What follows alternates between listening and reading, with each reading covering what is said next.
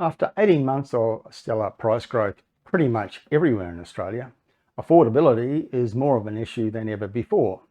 And as we head towards the federal election, it's clear that the problem isn't going to be solved anytime soon, because none of the major parties have policies that make the cost of housing cheaper. There are policies that make it easier for young buyers to get a loan to buy an expensive house or apartment, but nothing to address the high costs of creating dwellings in this country. So this is an issue for all sorts of buyers, not just first-home buyers. Investors also are looking for opportunities where they can buy for between, say, 400,000 and 500,000 in areas with good prospects for future price growth. Most investors want to buy in places with potential price growth, but they can't afford to spend the $1 million or more it will cost them in some capital city markets. The good news, there are still plenty of affordable suburbs with growth prospects in some of the smaller capital cities, and even more opportunities in major regional centres.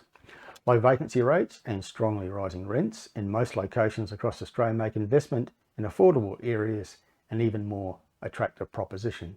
But here's the key factor. For investors, it's not just about buying something cheap with a good rental return so that can cover the owner's costs of ownership. It needs to be in a location with the credentials for good capital growth as well.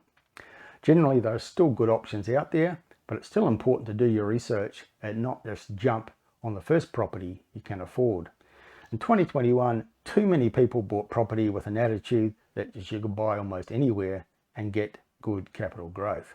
In 2022, you need to be more selective to target areas that offer affordability and high returns, plus the credentials to provide sustainable price growth.